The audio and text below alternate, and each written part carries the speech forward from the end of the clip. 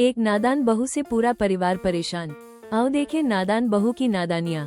सुरुचि ने प्रवचन सुन सुन के प्रतिज्ञा ले ली थी कि अब वो कोई भी पाप नहीं करेगी, सबसे अच्छे से बात करेगी, किसी के साथ बुरा नहीं करेगी। बहू, ये मच्छर तेरे गाल पे कब से बैठा है? अरे काट लिया तो गाल गुलाब की तरह लाल कर देगा। बैठे रहने दो माँ जी, उसे आराम करना होगा। उसने मेरे गाल को अपना घर समझ लिया है, तो मैं उसे बेघर क्यों करूं? अरे ज्ञान की बारिश बाद में करना, अपने गाल का मच्छर हटा ले। मलेरिया हो गया तो तुझे आराम करना पड़ेगा। माँ जी, डेंगू मलेरिया तो सांसारिक बीमारियां हैं, हमें इनसे ऊपर ही तो उठना है ना। अरे बेटा, इनसे आदमी ऊपर ही उठ जाता है। क्या हुआ? काट लिया। अरे मैंने तो कहा ही था, मार देना था उसको। नहीं नहीं माँ जी, उसे भोजन करना था, मैंने उसे पोषण दिया है, मुझसे पुण्य का काम हुआ है। अरे उड़ रहा है टुनटुना के, ताली बजा के मार दे वरना फिर काट खाएगा। नहीं नहीं माँ जी, जीव हत्या करना पाप है। मैंने एक बार व्हाट्सएप पे एक उपदेश पढ़ा था, मच्छर आपको काटे ये उसका जुनून है, उसके बाद आप खुजाओ ये आपका सुकून है। लेकिन कभी मच्छर को मारना मत, क्योंकि उसकी रगों में आपका ही खून है। अरे तू और तेरा व्हाट्सएप का ज्ञान, भगवान बचाए। सुरुचि की ये पुण्य करने की आदत से कई बार सुरुचि का नुकसान होता, लेकिन फिर भी वो पाप से दूर रहती। सुरुचि, मेरे सर में जुएं हो गई है, निकाल दोगी? कोई आपको अपने घर से निकाले, आपको अच्छा लगेगा क्या?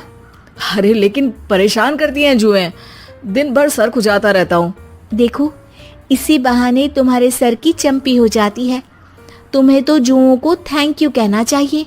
तभी बाहर से ससुर जी की आवाज आती है। बहू, बहू। अभी आई बाबूजी।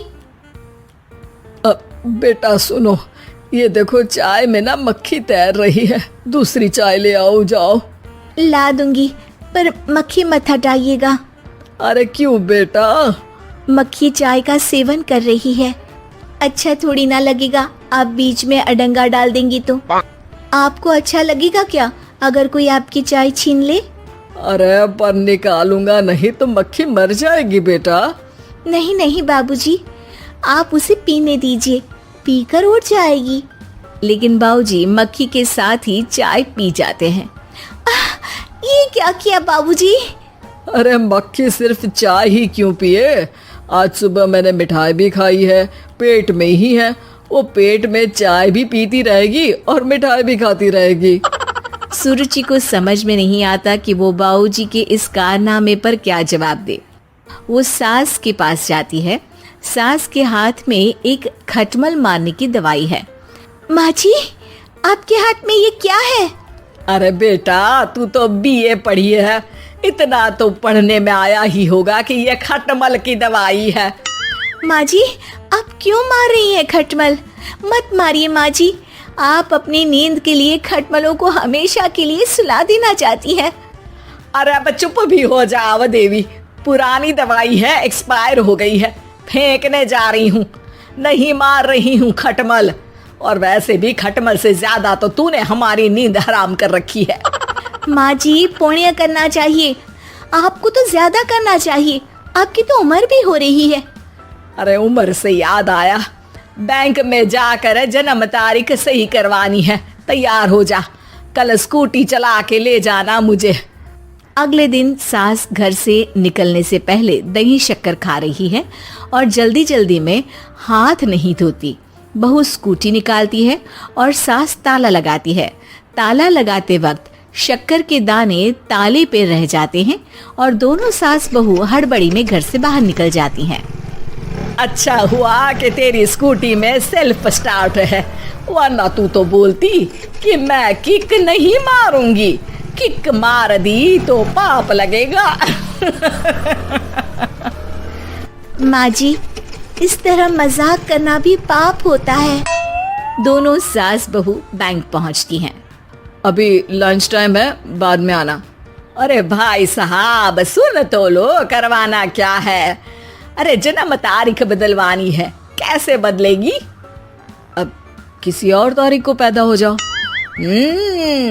यही चुटकुला आप अपने मैनेजर को भी सुना पाओगे ना? वो भी हंस ले थोड़ा, अभी बुलाती हूँ। अरे रुकिए रुकिए, ये फॉर्म भरिए और आधार कार्ड दीजिए। अरे राम रे, आधार कार्ड तो भूल ही गई, उसके बिना तो नहीं होगा। अरे बहू जा, घर से जल्दी से मेरा बटुआ उठा ला, उसमें मेरे सारे कार्ड रखे हैं। जा जा जल्दी लेकर आ, वरना बैंक बंद हो जाएगा और कल मुझे अपनी बहन के यहाँ भी तो जाना है ना। जी माँ जी, अभी गई और अभी आई। अरे रुक, चाबी तो लेकर जा घर की। बहू जल्दी से घर पहुंचती है, लेकिन घर पहुंचते ही देखती है कि ताले पे बहुत सारी चींटियां हैं, जो माँ के ताला लगाते वक्त हाथ से ताले पे शक्कर छूट जाने के कारण आ गई थी। चींटियां हट जाओ, मुझे आधार कार्ड निकालना है। बहू चींटियों को हटाती नहीं है, उनसे मिन्नतें करने लगती है। सुनो, हट जाओगी तो और भी शक्कर के दाने खिलाऊंगी। अभी सास का काम बहुत ज़रूरी है, मेरी बात सुन लो, मान लो। मैंने तुमको हटाया तो पाप हो जाएगा। चींटियां कैसे सुरुचि की बातें सुनती जब घर में ही उसकी कोई नहीं सुनता था। शाम हो जाती है पर चींटियां हटती नहीं है। तभी सास वहाँ ऑटो से आ जाती है। अरे कहाँ रह गई तू? बैंक भी बंद हो गया। माँ जी, ताले पे चींटी। सास पूरा माजरा समझ जाती है और बहू से कहती है, एक बात बता, सोच के देख, अगर मुझे खून की बोतल चढ़ानी पड़ी और उस पर चींटी बैठी हो, तो बोतल से चींटियों को हटा के मुझे बचाएगी या चींटियों को वहीं बैठा रहने देगी? माँ जी, ऐसा होगा ही नहीं।